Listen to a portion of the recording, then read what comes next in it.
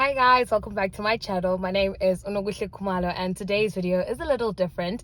So I'm not doing any financial lesson. Instead, I am writing a letter to myself. I've partnered up with Sanlam in this amazing initiative called #Dear2019Me, where you basically write yourself a letter trying to prepare yourself for the year of 2020 slash the lockdown year, trying to give yourself tips and what you would have done differently if you knew then what you know now. So stick around. I hope you enjoy my letter, and you too can also be part of this and stand a chance to win 5,000 Rand. So check out this video, the description box, my Instagram, literally everywhere and anywhere. Check it out and you'll see how you can enter and stand a chance to win this amount of money. Good luck. I believe in you. I'm really excited. I hope you are too. I think I love talking to myself. So I'm really excited. I usually write in my diary, but this time I'm not writing to future me. I'm writing to past me. So it's a little different. I don't know. Should I say hi? Should I say hey? Should I say good day? I don't know how serious I was, but let's see. All right, cool. Guys, I'll check you out. And please do not forget that this video does not constitute financial advice. Please do seek a registered financial advisor should you need one. I am not allowed to give you any financial advice, right? Cool.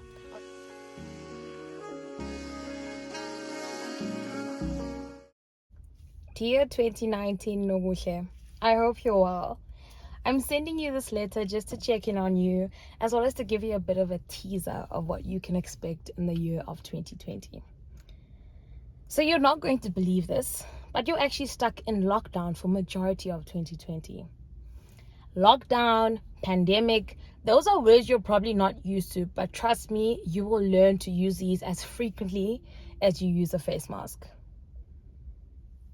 And before I go any further, let me just say, relax. I know we're in a pandemic. I know people are dying, but you'll be fine. You've got this. And this is how. To give you a brief overview of how the year starts out, the beginning of 2020 is really exciting, okay? And nerve-wracking. It's a time of many firsts. It's your first job. It's your first time writing your board course. It's your first salary. It's your first car. It's your first time getting into debt. It's your first time renting an apartment. All of this is exciting, but it's also really expensive. But I trust you. You've got your numbers on lock. You've done your budgets. You've seen the numbers. And you've got just enough to get through the year and still afford a box of dunked wings every month. So shout out to you, right? Wrong. There's no KFC during lockdown. Imagine. Anyways, at this point in time, you haven't fully furnished your apartment because you suddenly realize how expensive furniture is. First of all, nobody ever prepared you for 3,000 Rand curtains or 3,000 Rand carpets.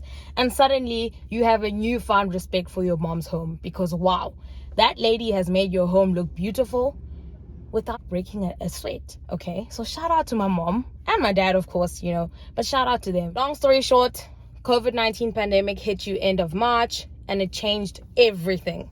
We went into a 21-day lockdown period, which ended up being a year-long lockdown period, okay? None of us could have predicted it.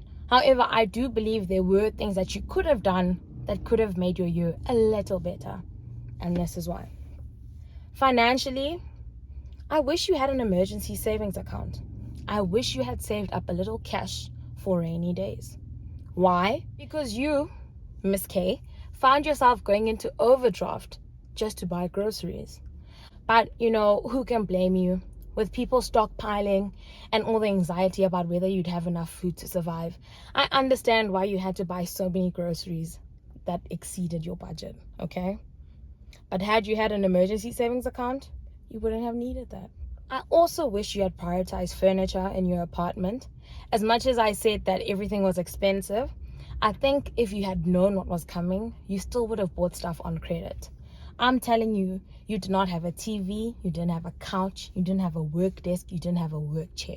So the whole lockdown, you basically spent working on your laptop, on your bed. Seems very luxurious in the first 2-3 days. But after day 24, you realize that actually my back hurts, this is uncomfortable, I can't switch on my camera, and also I'm breaking my bed. But luckily, we had a bit of a break. You managed to buy your desk, your couch, and all those things. So all's well, that ends well. But had I known what I know now, I definitely would have opened a store card just to buy some furniture and also build my credit score alongside. Sanlam stats show that the younger generation was not prepared for this lockdown and often found themselves in debt. So it's no surprise that I also had to go into overdraft. On a positive note, though, the COVID lockdown also saw the birth of many new businesses and many new entrepreneurs. I am one of those people because suddenly I took my YouTube channel seriously. And look at me now.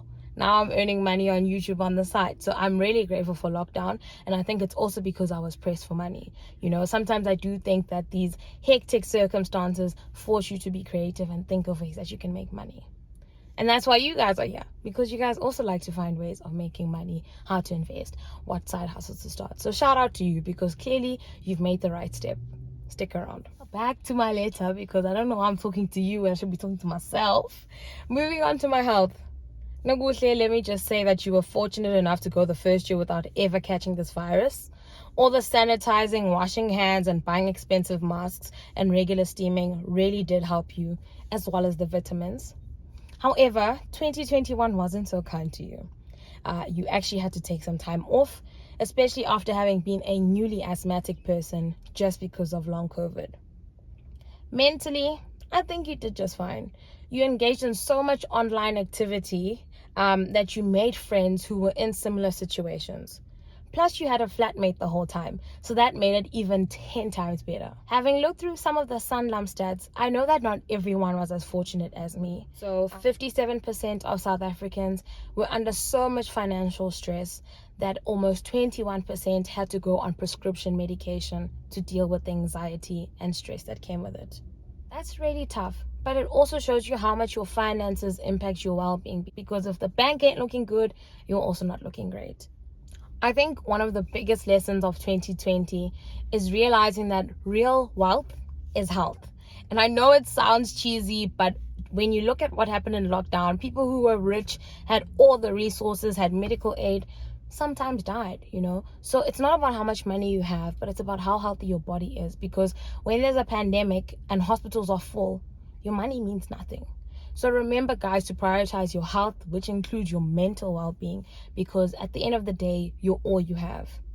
I also just want to say shout out to my running team, because I actually joined a running team during lockdown, and even though I didn't run every day, they really did help me keep accountable, even if it meant posting a selfie to say, guys, I walked 1 kilometer whilst other people were walking 33 kilometers. But it wasn't about competition. It was just to show each other that, hey, I'm here, I'm alive, I'm good. What online activities did you guys participate in? I know some people did the makeup challenges, other people did the dancing, other people baked. So whatever it is that you participated in, do share it in your story, in your letter. We'd love to hear it. And now to my final point, the impact of COVID on relationships. A lot of friendships, romantic relationships, and family ties were strained due to the distance that COVID imposed on us. This ranged from people being stuck in different cities, like myself, to people not being able to meet on the occasional weekend as they used to, like my family. But I know the situation was further exacerbated when we experienced things such as loss of loved ones, where now suddenly you weren't able to bury them the normal way. You weren't able to see them the normal way you would have seen them had they died outside of the pandemic. So I do believe that COVID really did rob us of a lot of things, and I hope that those that did lose people have found healing and forgiveness in their hearts. I also unfortunately did lose 2 people in my family, but I was fortunate enough to actually be able to travel across provinces to go bury them.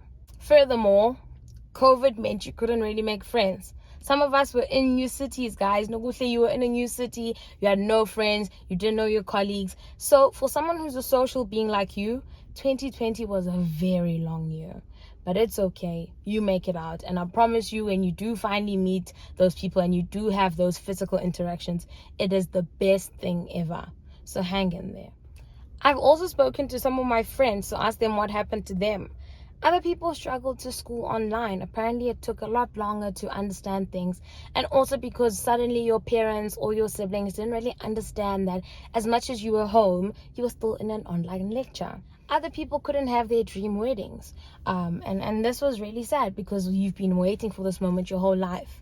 Personally, I really wish I got married during COVID, because honestly, I would have loved to have a 7,000 rand wedding, a cake, 10 people, we sign, dream wedding actually. But you know what? I really think even after COVID, we should keep those type of weddings. Like, we shouldn't be judged. I don't want to spend $1 million on my wedding and not have a house, right? You get me? But moving on to something that really could have helped you, something that specifically talks to you, is that I wish you had an emergency savings account. I wish you looked after your body a little more. So stop being a cheapskate. Spend that money on that healthy stuff, even if the junk food looks cheaper. Invest in your body. Move a bit. Doesn't have to be a full workout, can be a walk around the park. Anything to keep your blood pumping. Be kind to yourself. Sleep. There is no deadline in the world that is going to make everything go kaboom just because you slept for 8 hours. Go and get your sleep. You deserve it. You are young. You need it. Okay? And lastly, save, because you never know when it's going to be a rainy day or year. So save, even if it's just 50 Rand or 100 Rand. It's better than nothing. And honestly, my friend, you've got this. You've always had a good head on your shoulders, so I do not doubt you at all. So go out there, have fun, do the most, be you, and I love you, and I'm proud of you, and you're gonna be great. Bye. Bye, Kush baby. That's my nickname for myself, by the way. Hey guys, so I've partnered with Sanlam on a hashtag Dear 2019 Me campaign, which basically means you write your 2019 self a letter telling yourself the lessons that you've learned from 2020 and having been in lockdown for most of the year. Basically, telling yourself what you know now that you wish you knew then. English almost confused me, but you know what I'm saying. By the way, you stand a chance to win 5,000 Rand if you enter this competition, and I will have all the competition details on my Instagram, YouTube, you name it, it's there. All right, I hope to see your guys' entries. Bye.